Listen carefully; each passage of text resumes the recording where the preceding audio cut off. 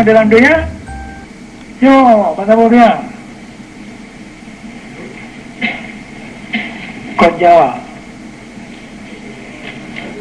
Jihana urusan apa dia? Kita tengok anak kepentingan apa bagi? Ji urung bangai, urung anak elemen, urung muno, urung anak urang kawalan dia. Lami Belanda. Jamu mana royo mana? Kita tak minta duduk dalam dunia kan dia sama dalam masyarakat Jawa. Dia sama dalam masyarakat internasional, dalam masyarakat Asia, Afrika, Eropah, Amerika. Apa yang tak faham, nyalung kena baca memang tu. Hanya baik yang tirai-tirai bagus. Baik yang baik yang tolong-tolong orang lain. Ni agak tolong yang kau yang tolong ni. Mesti mumak bau utak roh ni mungkin. Ni payah latih ke lagi utak semikir. Narit nayum. Manusia ada perintah dengan narit.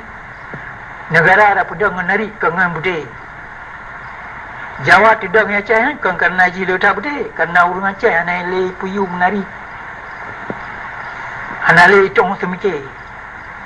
Dan kai terima punya Jawa ayu. Anak rasa roy mulia le. Anak rasa roy bangga le. Sebagai orang Aceh. Orang Aceh kahut yung bak mata roy nyampak puncak. Hanya mentabung dengan pendidikan Jawa. Itu saya bak mata roy.